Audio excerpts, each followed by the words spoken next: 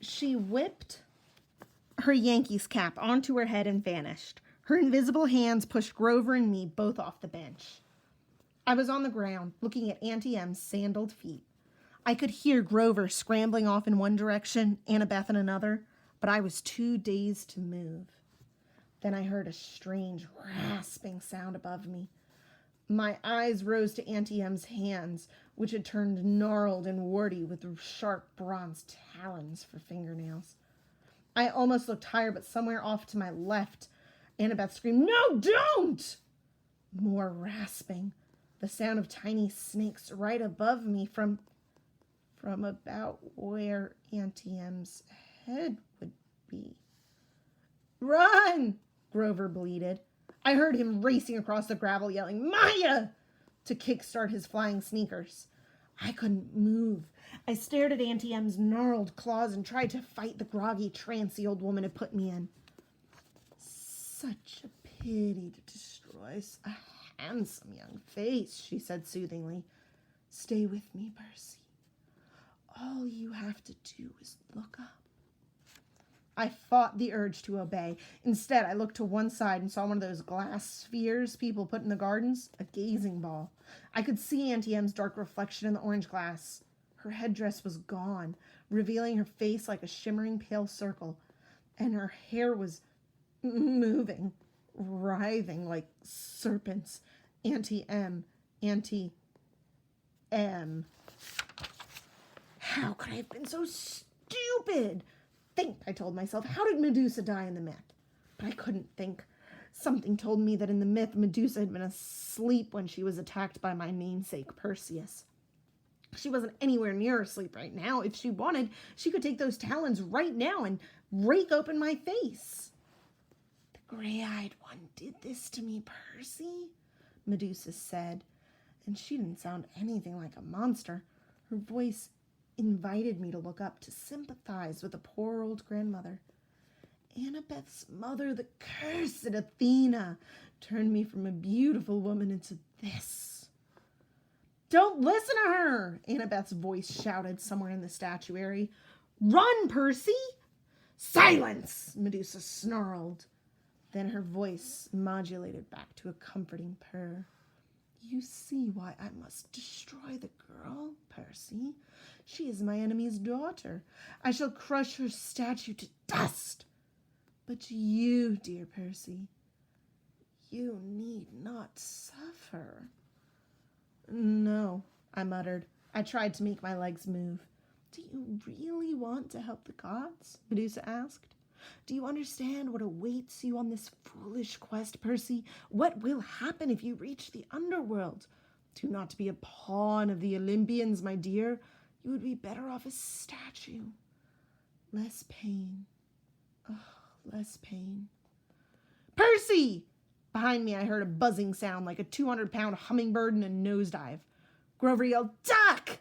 And I turned, and there he was in the night sky, flying in from 12 o'clock with his winged shoes fluttering. Grover, holding a tree branch the size of a baseball bat. His eyes were shut tight. His head twitched from side to side. He was navigating by ears and nose alone. "Duck!" he yelled. "I'll get her!" That finally jolted me into action. Knowing Grover, I was sure he'd miss Medusa and nail me. I dove to one side. Thwack! At first, I figured it was the sound of Grover hitting a tree. Then Medusa roared with rage. "You miserable satyr," she snarled. "I'll add you to my collection." "That was for Uncle Ferdinand," Grover yelled back. I scrambled away and hid in the statuary while Grover swooped down for another pass. "Kerwhack!" "Ugh!" Medusa yelled, her snake hair hissing and spitting. Right next to me, Annabeth's voice said, "Percy!" I jumped so high my feet nearly cleared a garden gnome. "Jeez, don't do that." Annabeth took off her Yankees cap and became visible. "You have to cut her head off." "What? Are you crazy? Let's get out of here." "Medusa is a menace. She's evil. I'd kill her myself, but..." Annabeth swallowed as if she were about to make a difficult admission. "But you've got the better weapon. Besides, I'd never get close to her. She'd slice me to bits because of my mother. You've got a chance." What? I can't. Look, do you want her turning more innocent people into statues? She pointed to a pair of statue lovers, a man and woman with their arms around each other, turned to stone by the monster. Annabeth grabbed a green gazing ball from a nearby pedestal. A polished shield would be better. She studied the sphere critically. The convexivity will cause some distortion. The reflection size would be off by a factor of... Would you speak English? I am. She tossed me the glass ball. Just look at her in the glass. Never look at her directly. Hey, guys, Grover yelled somewhere above us. I think she's unconscious. Maybe not, Grover corrected. He went in for another pass with a tree branch. Hurry, Annabeth told me. Grover's got a great nose, but he'll eventually crash. I took out my pen and uncapped it. The bronze blade of riptide elongated in my hand. I followed the hissing and spitting sounds of Medusa's hair. I kept my eyes locked on the gazing ball so I would only glimpse Medusa's reflection, not the real thing. Then, in the green-tinted glass, I saw her. Grover was coming in for another turn at bat, but this time he flew a little too low. Medusa grabbed the stick and pulled him off course. He tumbled through the air and crashed in the arms of a stone grizzly bear with a painful oof. Medusa was about to lunge at him when I yelled, "Hey!" I advanced on her, which wasn't easy holding a sword and a glass ball. If she charged, I'd have a hard time defending myself. But she let me approach.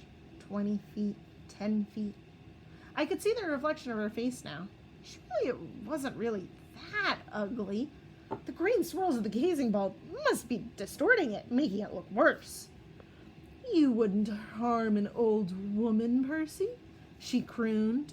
I know you wouldn't. I hesitated, fascinated by the face I saw reflected in the glass. The eyes that seemed to burn straight through the green tint, making my arms go weak. From the cement grizzly, Grover moaned, "Percy, don't listen to her." Medusa cackled. Too late. She lunged at me with her talons. I slashed up with my sword, heard a sickening schlock, then a hiss like wind rushing out of a cavern. The sound of a monster disintegrating. Something fell to the ground next to my foot. It took all of my willpower not to look. I could feel warm ooze soaking into my snocks, little dying snake heads tugging at my shoelaces. Ugh, yuck, Grover said. His eyes were still tightly closed, but I guessed he could hear the thing gurgling and steaming. Ugh, mega yuck. Annabeth came up next to me, her eyes fixed on the sky. She was holding Medusa's black veil.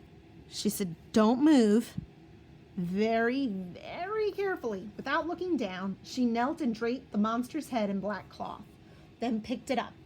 It was still dripping green juice. "You okay?" she asked me, her voice trembling. Yeah, I decided, though I felt like throwing up my double cheeseburger.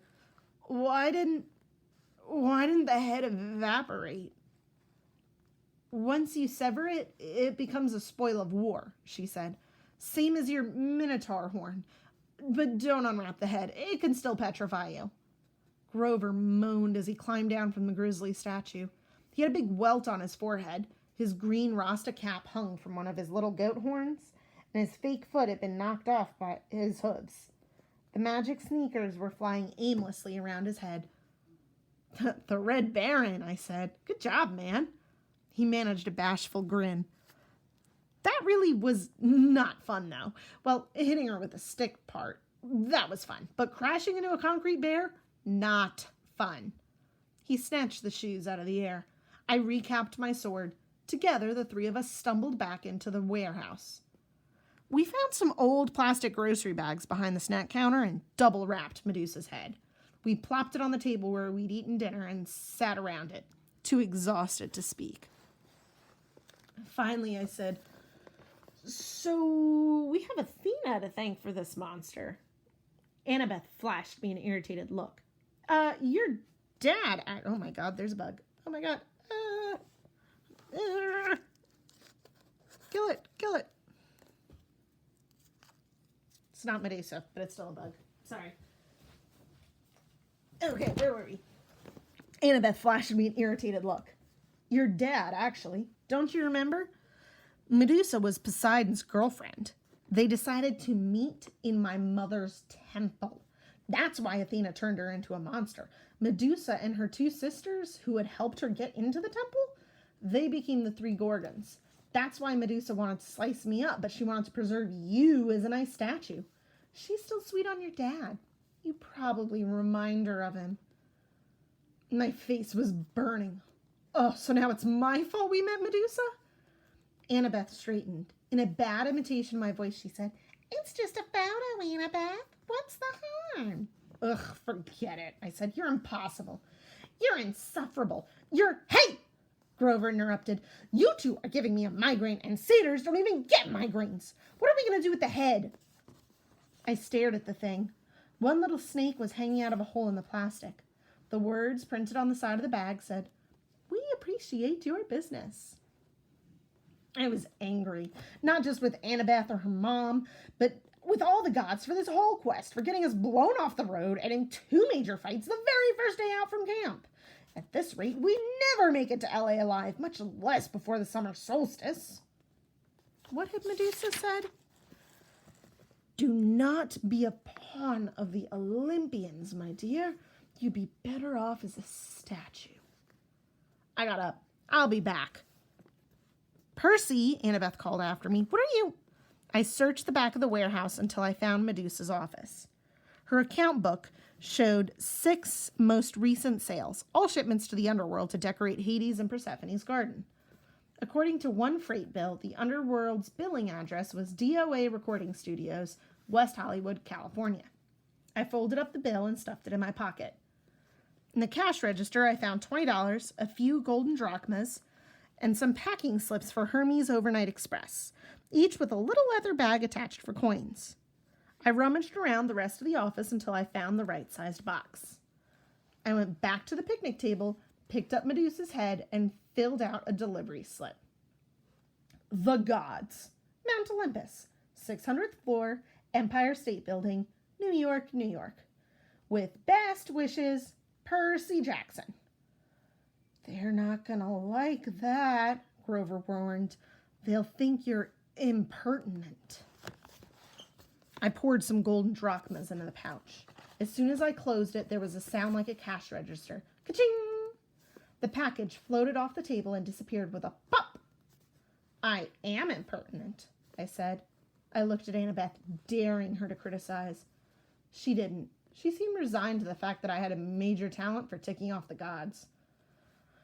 Come on, she muttered. We need a new plan.